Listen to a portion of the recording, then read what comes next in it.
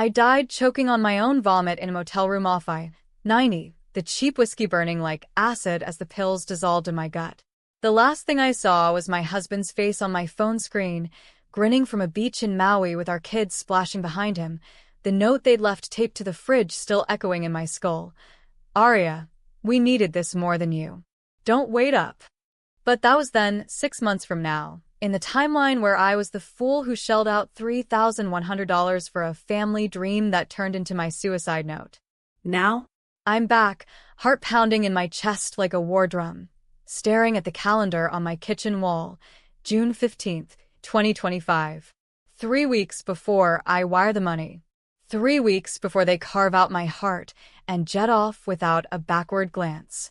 The air in our McMansion in Naperville smells like fresh paint and false promises, the kind of scent that screams upward mobility to anyone flipping through Zillow listings. I'm 37, a mid-level accountant at a firm downtown, the one who crunches numbers while Mark, my husband of 12 years, networks at golf courses and strip clubs I pretend not to know about. Our twins, Sophie and Ethan, are 10, blonde-haired whirlwinds who think mommy's credit card is a magic wand. And then there's my parents, retired leeches in Florida, always one sob story away from alone. I can't refuse. Family. The word tastes like bile now because I remember how it ended last time. It started innocently enough, or so I told myself. Mark had been distant for months, buried in his phone, muttering about stressed-out clients, while his cologne lingered like a stranger's touch. But when he floated the idea of a family vacation to Hawaii, beaches, luau's, a reset for us all, I latched on like a drowning woman. It's what we need, he'd said, his blue eyes crinkling in that boyish way that used to melt me. I crunched the numbers. Flights for 5, resort for a week, excursions. $3,100. It would wipe out our savings, max my card, but hell, I'd been pulling overtime, skipping lunches. For them, I'd do it. I wired the deposit that night, my fingers trembling with excitement as the confirmation pinged my inbox. That was the hook they sank into me. Over the next weeks, the house buzzed with prep. Sophie twirled in new sundresses, Ethan begged for snorkel gear, and my parents, oh, God, my parents, called from their condo in Boca, cooing about how they'd finally get to spoil the grandkids proper. I planned itineraries, packed lists, even surprised Mark with a couple's massage voucher. He kissed my forehead, whispered, "You're the best, babe." Lies, all of it, but I was too busy being the glue to notice the cracks. The morning they left, I was at the airport early, lugging the oversized suitcase I'd stuffed with everyone's favorites, Mark's noise-canceling headphones, the kids' stuffed animals, Mom's sun hat with the ridiculous brim. Security line was a nightmare, but I texted Mark. Here. Got the battle. Love you. No reply. Then, as the boarding call crackled over the speakers, my phone lit up with a group chat from the family thread. The message was a photo. All of them at the gate, arms linked, smiles wide. No me. Then the text from Mark. Sorry, Aria. Space issues on the flight. We'll make it up to you. Kids say bye. I dropped my coffee, the splash soaking my jeans like warm tears. Gate agents stared as I bolted to the desk, babbling about my ticket, but it was no use. They'd overbooked, or so the story went. I raced home in a cab, the driver pitying my sobs, only to find the house echoingly empty. Fridge humming, counters wiped clean. And there, in Sharpie on a yellow post-it stuck to the ice dispenser. Aria, we needed this more than you. The money was a godsend. Thanks for footing it. Don't wait up. Love your family. Love. The word twisted like a knife. I remember sinking to the floor, the tile cold against my cheek, as the reality crashed in. They'd rerouted the tickets, pocketed my share, jetted off to paradise on my dime. Mark's space issues. Bullshit. He'd cashed in my points, forged the itinerary. My parents had egged it on, whispering in his ear about how I was always so controlling, how they deserved a break from my drama. The kids? Brainwashed with promises of ice cream if they played along. That night, I drove to that motel, the one with the flickering neon sign that said vacancy like a bad joke. Whiskey from the minibar, pills from the nightstand, leftovers from a root canal. The end came mercifully quick, or so the coroner said. Accidental overdose, they ruled it. But I knew. Betrayal doesn't leave fingerprints. Waking up, really waking up, was like surfacing from black water, lungs burning, every nerve screaming. I bolted upright in bed, sheets tangled around me, Mark snoring beside me like nothing had happened. The clock glowed 2:17 a.m., June 16th. No, wait. My hand flew to my throat, untouched by the tube they'd shoved down it in the morgue. The calendar on the wall, June 15th. Idirawon. Trung Sin, they call it in those Korean dramas I binge on bad nights, but this was real, raw, American as apple pie gone rotten. God, the universe, whatever cosmic joke this was, it had given me a do-over. And the first thought that hit me wasn't gratitude. It was rage. Pure, volcanic, the kind that levels cities. I slipped from bed, barefoot on the plush carpet, and padded to the office. Mark's laptop sat open, password the kids' birthdays. Pathetic. I logged in, heart hammering, and dove into his emails. There it was, buried in a folder labeled taxes, threads with my parents from months back. Aria's clueless, Mom wrote. She'll pay for the whole thing if we guilt her right. Dad chimed in. Tell her it's for the grandkids. Works every time. And Mark. Got it covered. I'll handle the switch at the gate. She'll never know till we're airborne. Son of a bitch. They'd planned it from the jump, this vacation a heist disguised as family bonding. But there was more, oh, God, so much more. Attachments, bank statements showing Mark siphoning funds into an offshore account for emergencies. Photos, too. Him with some bleach blonde from his office, her legs wrapped around him in a hotel that looked suspiciously like the one in Maui. Bile rose, but I swallowed it down. This wasn't just betrayal, it was a lifetime of it, secrets buried under mortgage payments and soccer practices. I'd been the workhorse, the enabler, gifting them my youth while they plotted my obsolescence. My crime? Loving too hard, trusting too deep. Theirs? Theft of my soul, piece by worthless piece. But now I had time. 3 weeks to unravel their web, spin my own. Revenge isn't sweet, they say. It's a dish best served cold. Mine would be Arctic, laced with decisions that'd make therapists rich and lawyers busier than a Black Friday sale. First light filtered through the blinds as I closed the laptop, a plan crystallizing like frost on glass. Step 1. Play the part. Smile at breakfast. Pack their bags with love notes tucked in pockets. But under it all, I'd document. Screenshots, recordings, a digital trail that'd choke them in court if it came to that. Step 2. The money.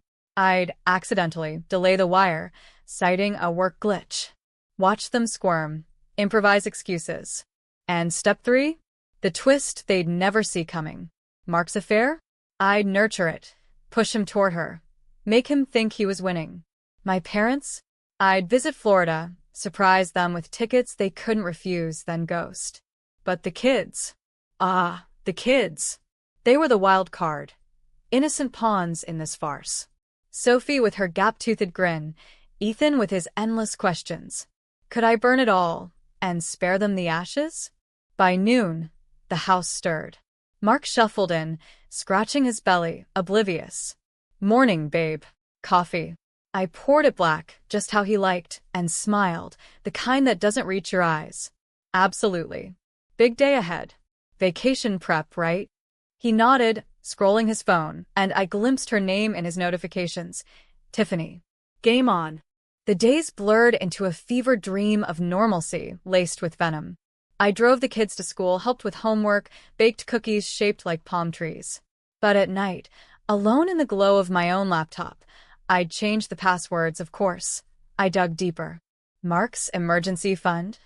It wasn't for us. It was for her. Tiffany Voss, junior associate at his firm, 28 and climbing. Emails painted a saga. 6 months of hotel trysts, whispers of divorce, even a lease on a condo downtown for when it's time. And my parents? Complicit as hell. Mom had met Tiffany once, at a firm holiday party, and texted Mark, "She's perfect for you." Areas. Well, you know. You know. As if I were a stain to be scrubbed out. Rage simmered, but I channeled it. I called the travel agent, feigned a billing error, stalled the final payment. Mark noticed by Wednesday, his jaw tightening over dinner. "Babe, the resort's holding the room, but we need that last chunk wired." I blinked innocently, fork midway to my mouth. Oh, shoot. IT glitch at work. Cards are frozen. I'll call tomorrow. The kids whined about beaches, Sophie drawing sad waves on her placemat, and for a split second, guilt stabbed me. But then I remembered the post-it, the empty house, the pills dissolving like my will to live. No. They didn't get to play victim. Friday, I booked a solo ticket to Miami, cover for confronting my parents. The flight was turbulent, mirroring my gut, but landing in the humid slap of Florida felt like stepping into a viper's nest. Mom and Dad's condo was all pastels and plastic plants, the AC humming like a lie. They hugged me at the door, Dad's cologne overpowering, Mom's smile too wide. Aria. What a surprise. Come for the vacation money.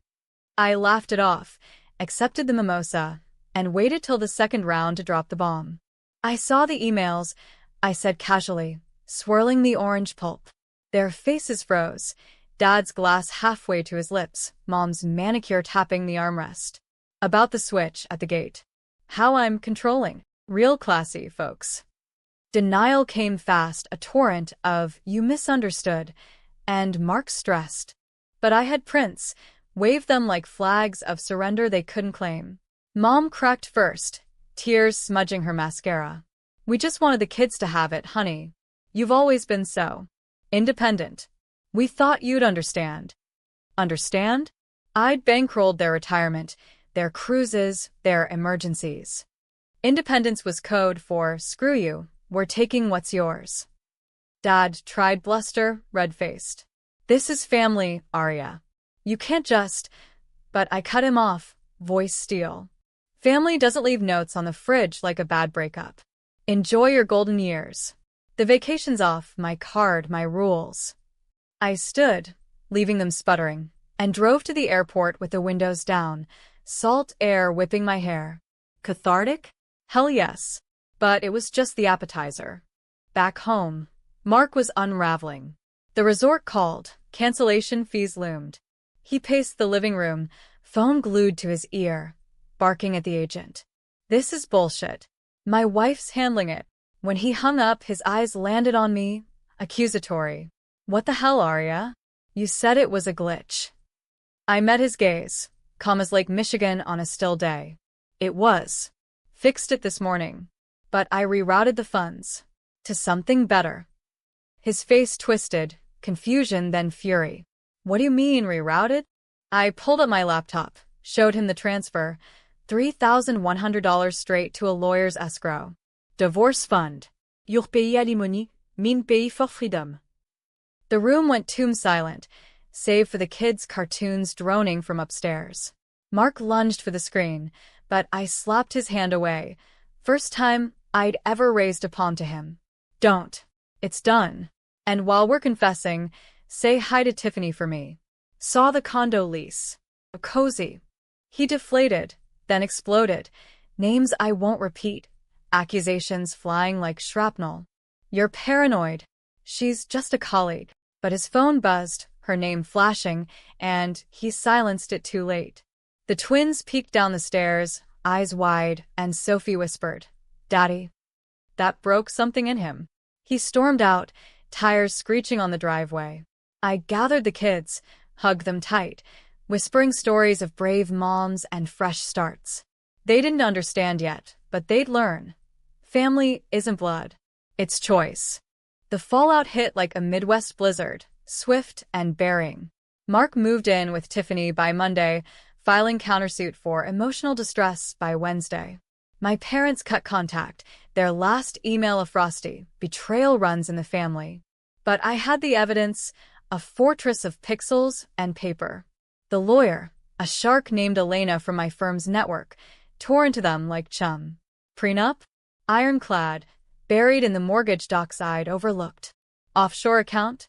Traced and frozen. Tiffany? Subpoenaed for texts that read like a soap opera script. Publicly, it was a shit show. Neighbors whispered at the PDA pickup, headlines in the Naperville Sun screaming, "Local mom's vacation betrayal rocks suburbia." Talk shows called Dr. Phil wannabes sniffing for drama. I turned them down. But the controversy? It fueled me. Friends I'd thought solid ghosted. Others rallied, potlucks turning into war councils. And the decisions, God. The gray ones that kept me up at night. Do I tell the kids their dad's a cheat? Not yet. Therapy first. Leak the affair to his boss. Tempting, but Elena advised against. Karma's faster. Worst, that anonymous tip to the IRS about dad's retirement consulting gigs. Offshore echoes, you see. Controversial? Sure. Vindictive? Abso-fucking-lutely. But after the fridge note, mercy felt like weakness. 2 weeks in, the High Court of Suburbia convened. Sophie's birthday party. I'd scaled it back. No bounce house. Just cake and close allies. Mark showed, custodial elephant in the room, Tiffany's perfume trailing like smoke. The kids lit candles, sang off-key, and for a heartbeat it was normal. Then he cornered me by the punch bowl. "This isn't over, Aria. You'll regret it." His breath reeked of scotch, midday, classy. I leaned in, voice low. "The only regret is 12 years wasted on a man who ditched his wife for a downgrade. Enjoy the alimony. It's the last free ride." He swung, not a punch, but a shove, coffee table rattling. Guests gasped. Phones out. Sophie screamed. Cops came, statement taken. Assault charge pending. That night, alone with the kids asleep, I wept. Not for him, but for the illusion shattered. Revenge tasted like ash. Justice, like stale bread. Was this the win? Or just trading one cage for another? Twist came on a rainy Tuesday, Elena's office smelling of leather and leverage. She slid a folder across the desk, manila worn at the edges. "You need to see this." Inside, DNA results, not mine marks. Paternity test, ordered pre-divorce by his paranoia. Ethan? Not his. Mine from a fling in college, the one-night stand with Jake, my old lab partner, who'd vanished after graduation. Mark had known for years, buried it to keep the family facade. Leverage, Elena said. He used it to control you, threatened exposure if you pushed back on money stuff. The world tilted. Ethan, my secret son, safe because I'd towed the line. But Mark? He'd weaponized my shame, all while plotting his exit. Rage reignited, but sharper now, surgical. I confronted him at the deposition, voice steady as the judge's gavel. "You blackmailed me with my own kid." "For what?" "So you could play house with her while I paid the bills." He blanched, lawyers scrambling. The judge leaned in. "Counsel, this changes everything." The gavel fell, full custody to me. Assets split 70/30ths. Mark's career in tatters after the firm's ethics board got wind. Tiffany bailed, posting passive-aggressive Insta stories from wine bars. My parents? Disinherited, scrambling for condos in cheaper zip codes. And the kids? Therapy unpacked the lies, but Sophie drew me a picture. Us on a beach, just 3 stick figures, waves like smiles. 6 months later, new timeline, new me. I'm in a craftsman bungalow in Evanston, lake breeze through open windows. The job's better, remote days with yoga breaks. No more overtime, martyr. Ethan asks about his real dad one night over mac and cheese. I tell him the truth, gentle as I can. He was brave once, like you. No more secrets. The fridge holds grocery lists and kids' art, no post-its of poison. Revenge?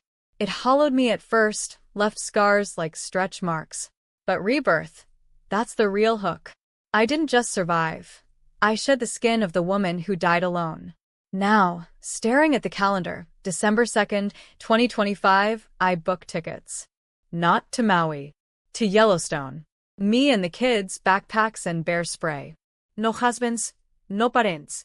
Just us, rewriting the map. And if Mark calls from whatever rock he's under, I'll leave a message he won't forget. Don't wait up. The ink on the divorce decree was barely dry when the Real storm hit. Not the legal kind, but the kind that rattles your bones and questions your soul. I'd won on paper. The house sold, proceeds split. Me getting the lion's share after his emergencies were audited into oblivion. Custody ironclad. Even a restraining order to keep Mark's desperate voicemails at bay. But victory felt like standing in the eye of a hurricane, the air thick with what-ifs. What if I'd wired the money anyway? What if the pills had been fewer, the whiskey weaker? What if the second chance was just a cruel tease, looping me back to the same end? Naperville faded in the rearview as I packed the last box. Photo albums of Christmases that now looked staged, the kids' baby books with Mark's handwriting faking pride. Sophie helped, her small hands folding clothes with exaggerated care, while Ethan kicked a soccer ball against the garage door, each thud a punctuation to our exodus. "Mom, why can't we stay?" he asked, not looking up. I knelt, wiped grass from his knee. "Because new places mean new adventures, buddy. Like that time we built the fort in the backyard? This is a bigger fort." He nodded, but his eyes, those hazel ones from Jake, held shadows too old for 10. The drive to Evanston was 4 hours of podcasts and pit stops, the twins bickering over iPad turns until they conked out against the windows. Lake Michigan gleamed on the horizon like a promise, waves chopping under a steel-gray sky. The bungalow was modest, 2 bedrooms, creaky floors, a yard big enough for a swing set. Unpacking felt like therapy, donating Mark's golf clubs to Goodwill, shredding old tax forms that hid his slights. But the fridge? I stocked it deliberate, fresh berries, almond milk, a magnet board for their drawings. No room for notes that cut. First week was survival mode.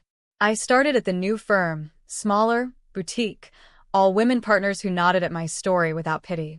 "Screw the patriarchy," one said over lunch, clinking her water glass.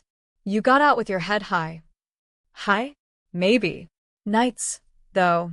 The dreams came. The motel neon buzzing, the post-it curling in the heat, Mark's beach grin mocking from the sand. I'd wake sweating, check the kids' rooms twice, pad to the kitchen for tea that never quite warmed me. Then the letters started. Not from Mark, his lawyer was too slick for snail mail, but from Mom. Handwritten, lavender-scented, arriving like clockwork every Tuesday. "Aria, darling, we miss you. This has all been a misunderstanding. Come home." Home. As if Boca were Oz and I'd clicked my heels wrong. I read the first one aloud to Elena over coffee, her laugh sharp as shattered glass. Burn them. Or frame M as exhibits for the sequel. Sequel. Was this my life now, a Lifetime movie with no commercial breaks? But the real ghost was Tiffany. She'd gone radio silent post-scandal, but social media's a vampire. Undead and thirsty. Her feed popped up in my suggested follows. Yoga poses on rooftops, captions like, "Choosing joy amid the chaos." Blessed. Chaos? Try complicity. A quick, deep search, "Thank you, free trial," pulled up her LinkedIn, bounced to a rival firm, seeking new opportunities. Good. Let her network her way out of the mess she'd helped make. Still, seeing her flawless feed twisted something petty in me. I resisted the urge to comment. "Nice view. Too bad it's rented on alimony," and blocked instead. Adulting, one impulse swallow at a time. The kids adjusted faster than me. Sophie joined art club, her fingers perpetually smudged with charcoal, drawing fierce women with capes. Ethan tried soccer, scored his first goal week 3, yelling for Mom from the field. I cheered from the bleachers, heart swelling, but guilt nipped at the edges. Had I stolen their father, or freed them from a fraud? Therapy helped, group sessions for high-conflict divorces, where strangers swapped war stories like trading cards. One mom, Carla, became a fast friend. Her ex had drained the college fund for crypto scams. "Revenge is living louder," she said, toasting with IPAs at a brewpub. Louder. I liked that. By month 2, I dipped a toe into dating, not swipes, but a setup from Elena. Dinner with Paul, a teacher with kind eyes and a laugh like gravel. We talked books, him, Vonnegut, me, true crime, skipped the exes. He walked me to my door, kissed my cheek, soft, no pressure. Call me? I did, the next night, voice shaky over Thai takeout. It wasn't fireworks, but embers. Warmth without the burn. Then Mark resurfaced, crashing the calm like a drunk uncle at Thanksgiving. It was Sophie's parent-teacher conference. Virtual, thank God, but he'd petitioned for equal involvement. The screen split. Me in my home office, him in a sterile apartment, tie crooked. Ms. Ramirez droned about grades, social skills, but tension crackled like static.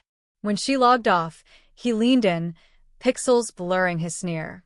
This is cute, Arya. Playing supermom in your little lake house. But the kids miss me. They told the evaluator.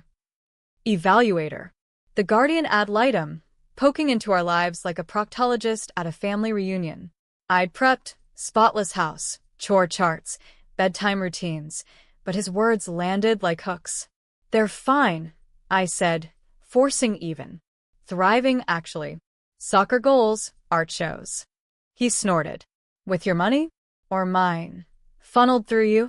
Low blow. The alimony checks arrived like clockwork, but each one felt tainted, a reminder of the bet I'd made. That night, I called Jake. Not the fling Jake, but the real one. I'd tracked him via alumni groups, a software dev in Seattle with a wife and 2 girls. Harmless curiosity, I told myself. His voice was the same, warm baritone over the line. Arya? Holy shit, it's been, what, 15 years? We laughed about lab explosions, dodged the heavy. But before hanging, I blurted, Ethan's yours. Biologically. Silence, then a soft, wow, that's. I'm honored. Can I? I cut him off gentle. Not yet, but maybe someday. For him. It wasn't revenge, it was restitution. Giving Ethan a piece of truth without the shatter. Mark's next move was bolder, showing up at Ethan's game, unannounced, clapping from the sidelines like he'd never left. The coach waved him over, oblivious, and Ethan lit up, ran into his arms post-whistle. I watched from my folding chair, nails digging crescents into palms. Jealous? No. Terrified. Of the pull, the grooming. After, in the parking lot, Mark sauntered over, Ethan trailing. See? He needs his dad. I scooped my son close. He needs stability. Not pop-ins and promises. Ethan tugged my sleeve. Can daddy come for pizza? Heartbreaker. I nodded, supervised at a chain joint with paper menus and arcade games. Mark played the charmer, quarters for skee-ball, jokes that landed flat. But under the table, his foot brushed mine, deliberate, testing. I shifted, ice in my voice. Boundaries, Mark. He laughed it off, but his eyes darkened. You're different. Harder. Good. The old Arya died in that motel. This one's forged in fire. Pizza turned to monthly visits, court-mandated, but I documented every slip. The late arrivals, the forgotten child support, the offhand digs about my boyfriend. Paul, now a steady thing, movie nights and museum dates. Elena built the case, brick by damning brick. He's alienating, she said. We'll nail him. Controversy brewed online, too. A Reddit thread in r/Naperville Moms. Is Arya the villain or victim in that vacation scandal? Went viral local. Posts dissected my cold exit, Mark's redemption arc. I lurked, anonymous, rage scrolling. One commenter. She probably drove him to it.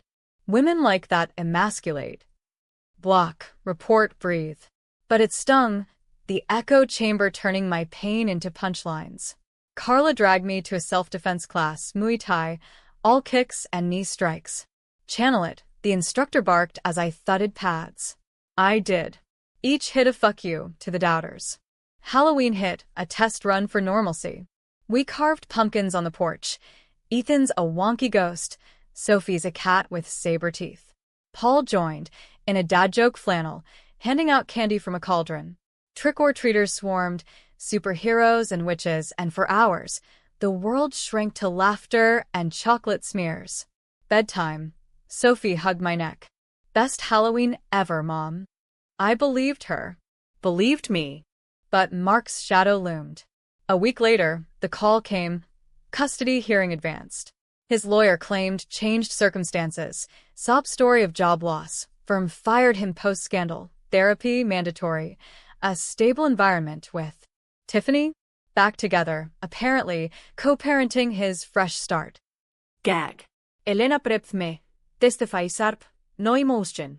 But walking into that courtroom, mahogany benches, the judge's stern gaze, felt like stepping into the gallows.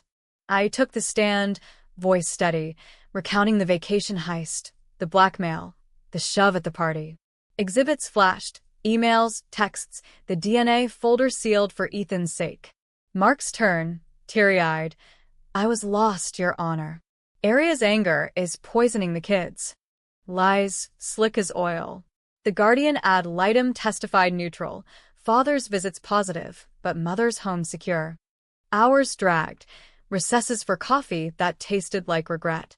Recess 2, in the hall. He cornered me, whisper hiss. You think you're winning? I'll bury you in appeals. The kids will hate you for this. Fear flickered, but I straightened. Or, they'll thank me for showing them what real strength looks like. Back in, the judge ruled. Status quo, supervised visits only, therapy for all. Gavel down. I exhaled, world right-sizing. Outside, rain slicked the steps. Paul waited, umbrella in hand. Proud of you. We drove home silent, then loud, radio blasting Springsteen, windows fogged. Dinner was takeout sushi, kids recounting school dramas. Bedtime stories, then Paul and I on the couch, his hand in mine. Stay. I whispered. He did. Dawn light found us tangled, safe. But twists don't end with gavels. A package arrived Friday, unmarked, FedEx from Boca. Inside, Mom's jewelry box, costume pearls, and a note in Dad's scrawl. Sold the condo. This is all we have left. Forgive us. I stared, the pearls cold in my palm. Forgiveness? A bridge too far. I donated them to a shelter, kept the note as kindling. Winter crept in, lake effect snow blanketing the yard. Holiday cards piled, from Carla, Elena, even Jake, a family photo, no pressure. Marks? A store-bought season's greetings, no personal touch. I sent one back. Kids' school pics, my smile fierce. Subtle reminder, we're thriving without you. New Year's, Paul and I clinked cider on the porch, fireworks popping over the water. To second chances, he toasted. I kissed him, tasting possibility. The old Aria would have settled. New me? She's just warming up. Revenge's arc bent toward justice, but the real payback? Living unapologetic. The message they'll never forget isn't words on a fridge, it's the echo of my footsteps, walking away whole. Spring thawed the lake's edges, turning ice to slush, and my resolve to steal. By March 2026, the bungalow felt less like a bunker and more like a base camp, walls painted sage, herb gardens sprouting basil by the back door. The kids bloomed. Sophie's R1 a district ribbon. Ethan's soccer team took regionals. Paul integrated seamless weekend hikes, his truck loaded with picnic gear, no rush for labels. We were a unit, patchwork but sturdy, the kind Midwesterners build against tornado season. Mark, though? He festered. Supervised visits turned battlefield, social worker noting his agitation, the time he snapped at Ethan over a spilled juice box. Not like your mother's chaos, he'd muttered, loud enough for the log. Elena pounced, filing for modification. Visits cut to biweekly. Zoom only if he flunked anger management. His response? A torrent of emails to the judge, CCNG me, ranting about alienation, attaching evidence of my instability. That Reddit thread screenshot, twisted to paint me villain. I laughed it off at first, over wine with Paul. Man's grasping. But the undercurrent chilled. What if the court flipped? What if his desperation unearthed more dirt? My motel night, scrubbed from records, but not my nightmares. I doubled therapy, unpacked the guilt. Was I too vengeful? The IRS tip on Dad. It bankrupted them. My shrink, Dr. Lena, leaned forward. Vengeance is human. The question is, does it free you or chain? Chain. But cutting it? That meant mercy. I wasn't ready to gift. Then the bomb. Tiffany pregnant. She posted it, gender reveal balloons, Mark's hand on her bump, caption our little miracle. Baby Voss 2026. Viral in our circles, the comments a minefield. Congrats. Fresh start, from his golf buddies, side eyes from mine. Paul scrolled, jaw tight. Classy. Timing suspect. Suspect? It was a gut punch, him building a new family on our ruins, while I pieced mine from shards. The kids saw it at school. Kids are crueler than keyboards. Sophie coming home teary. Is Daddy having a baby? Does that mean he doesn't want us? I held her, throat closing. He wants you both. Always. This is his choice, not a replacement. That night, I drove to the old house. Sold, but the new owners let me walk the yard. Nostalgia's toll. The fridge stood sentinel in the window. Innocuous now. I sat on the curb, phone in hand, dialing Mark for the first time since the hearing. He picked up wary. Aria? What's up? No venom, just exhaustion. Saw the post. Congrats. But if you use this to leverage custody, twist it against me, I'll go nuclear. Full exposure. The affair, the blackmail, all of it. Public. Let the world see the miracle man's mask. Silence, then a sigh. It's not like that. I fucked up. Therapy's kicking my ass. Tiff's real, scared actually. Miscarried once. Humanity? From him? It disarmed, a crack in the armor. We talked. Raw. Unfiltered. Him admitting the vacation plot was stupid panic, sparked by debt he hid, Tiffany's student loans, irony's bite. Me confessing the motel, the pills, voice cracking over Bluetooth. I died, Mark. Because of that note. He went quiet then. Jesus, Aria. I'm sorry. For all of it. Sorry. The word hung, insufficient but earnest. We hung up no promises, but the air shifted, truce, tentative as spring thaw. Controversy didn't quit, though. A podcaster, true crime junkie from Chicago, reached out. Your story's gold. Betrayal, rebirth, revenge. Guest spot. I declined, but the buzz grew. Local news revisited. 1 year later. Area's triumph or tragedy? Debates raged. Feminist icon or bitter ex? I tuned out, focused inward. Jake visited. Awkward airport pickup. Ethan meeting him at a neutral arcade. No dad titles, just Uncle Jake, but the boys' questions flowed. You knew Mom in college? Cool lab stories. Jake spun tales of explosions and all-nighters, eyes misty. For Ethan, a door cracked. For me, closure sealed. My parents? The silence broke with a call from Dad, voice frail, overstatic. Heart scare, Aria. Your mother's a wreck. Guilt gnawed. Had my tip pushed him here? I flew down alone, the condo now a rental, their belongings in storage bins. Mom hugged fierce, Dad's hand skeletal in mine. We were wrong, he rasped. Greedy. Scared of being burdens. No excuses, just regret. We talked hours, childhood wounds, my enabling as love language gone toxic. Forgiveness? Not full, but a bridge. I paid the hospital bill, wired a fresh start fund. Ironic echo, but set boundaries. Holidays only, no money asks. They nodded, teary. You're stronger than us, kid. Back north, summer scorched in. Paul's proposal came casual. Picnic by the lake, ring in a cooler like a six-pack. No pressure. But yeah. I said yes, laughing through tears, the kids whooping from the blanket. Wedding small, backyard, wildflowers, Carla officiating with jokes that roasted Mark. He wasn't invited, but sent a card. Happy for you. Honeymoon? Yellowstone as planned. Geysers hissing like old grudges. Bison lumbering free. The kids hiked with us. Paul carrying packs. Ethan spotting bears. This is better than Hawaii, Sophie declared, skipping rocks into a geothermal pool. Damn right. But twists linger, life's not linear. Fall brought Mark's plea. In-person visit, Tiff's bump showing. Ethan curious. I supervised at a park, leaves crunching underfoot. He looked wrecked, bags under eyes, but holding a baby onesie like a talisman. Et ta nuque de tentative, Sophie Polite. Conversation flowed awkward. School, soccer, the baby named Liam. No drama, just parents coexisting. As they left, Mark paused. Thanks for the call. And The exposure threat? Fair play. I nodded. Water under. But hurt them again? No mercy. Winter 2026, snow blanketed anew. Paul's firm offer meant a move. Madison, greener pastures, but we voted. Kids wanted lake stays, so we stayed.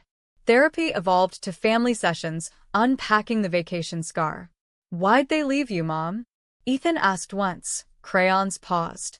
I chose truth, age appropriate. They were selfish. But we choose kind now. He nodded, drawing a family bigger than blood. The message that sticks? Not the post-its cruelty, but the one I left myself. In the motel mirror, pre-pills, a whisper. Fight. I did. Reborn not flawless, but fierce, flaws and all. Betrayal taught survival, revenge, boundaries, love, the rest. Now fridge magnets hold Yellowstone pics. Us four, plus Paul. Grins wide, no shadows.